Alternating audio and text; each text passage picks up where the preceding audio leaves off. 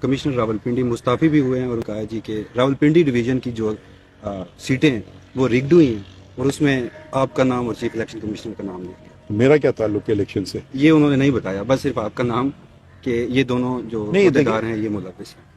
واقعی کون صاحب ہیں؟ یہ لیاقت چٹھا صاحب ہیں کمشنر راولپنڈی، اور ابھی انہوں نے استعفیٰ بھی دیا.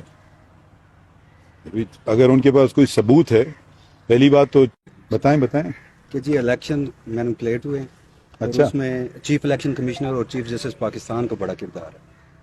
اچھا، میرا کردار میں ایک حد تک تو ہے کہ الیکشن کروانے میں، اگر آپ سمجھتے ہیں اگر کوئی الیکشن نہیں چاہ رہا تھا تو وہ تو دوسری بات ہے.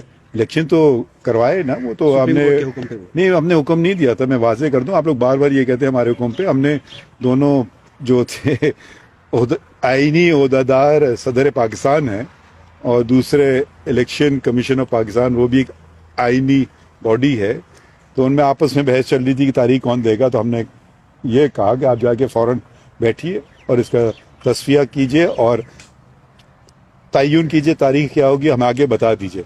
یہ ہم نے کیا کہ 12 دن میں وہ کیس نمٹا دیا کہ الیکشن ہو پائیں، کہ یہ بھئی پاری وہ دیں میں دوں. اب اسی بحث میں ملک کو تو الیکشن چاہیے تھے، تو وہ وہاں تک تو تھا. تو کس قسم کا ایلیگیشن؟ سر وہ دونوں جو کانسٹیٹیوشنل عہدیدار تھے یعنی آپ اور چیف الیکشن کمشنر، ان پہ آج کمشنر راولپنڈی مستعفی بھی ہوئے ہیں اور انہوں نے کہا جی کہ راولپنڈی ڈویژن کی جو سیٹیں ہیں وہ ریگڈ ہوئی ہیں اور اس میں آپ کا نام اور چیف الیکشن کمشنر کا نام نہیں. میرا کیا تعلق ہے الیکشن سے؟ یہ انہوں نے نہیں بتایا، بس صرف آپ کا نام کہ یہ دونوں جو عہدیدار ہیں یہ ملوث ہیں. واقعی کون صاحب ہیں؟ یہ لیاقت چٹھا صاحب ہیں کمشنر راولپنڈی، اور ابھی انہوں نے استعفیٰ بھی دیا. اگر ان کے پاس کوئی ثبوت ہے پہلی بات تو چیف جسٹس نہ سپریم کورٹ کا الیکشن سے کوئی تعلق ہوتا ہے. آئین میں میرے خیال میں 8واں آئین کا جو حصہ ہے وہ چیف الیکشن کمیشنر اور الیکشن کمیشن کے مطابق ہے. الیکشن کروانا ان کی ذمہ داری ہے الیکشن کمیشن آف پاکستان کی. ہمارے پاس تو کبھی کبھی الیکشن پٹیشنز آتی ہیں، ان کا ہم فیصلہ کرتے رہتے ہیں. کبھی کہ مجھے ابھی بھی بہت ساری کی کہ جی مجھے ڈسکوالیفائی کر دیا، یا اس کا مخالف آتا ہے کہ اس کو لڑنے نہ دیا جائے. ایسے الیکشن کے کیسز تو ہم نے کافی کیے، نہ صرف میں نے بلکہ ہمارے کولیگز نے بھی. بینچز لگی تھیں اور یہ ہم نے حکم دیا تھا کہ جلد سے جلد جتنے الیکشن کے میٹرز ہیں جلد سے جلد لگاؤ، اور سارے ہم نے نمٹا لیے جہاں تک مجھے پتہ ہے، کیونکہ روزانہ اتنے فائلنگ ہوتی ہے پتہ بھی نہیں ہوتا. سر ایک اور آخری سوال ہے، اب جس طرح بات چیت چل رہی ہے، منڈے کو ایک کیس بھی لگا ہوا ہے کہ انتخابات میں دھاندلی کے حوالے سے، اور وہ آپ کی عدالت میں ہی لگا ہوا ہے. تو جیسے آج یہ الزامات آئے ہیں تو کیا چیف کمشنر جو اب مستعفی ہو چکے ہیں انہیں بلا کر شواہد مانگے جائیں گے؟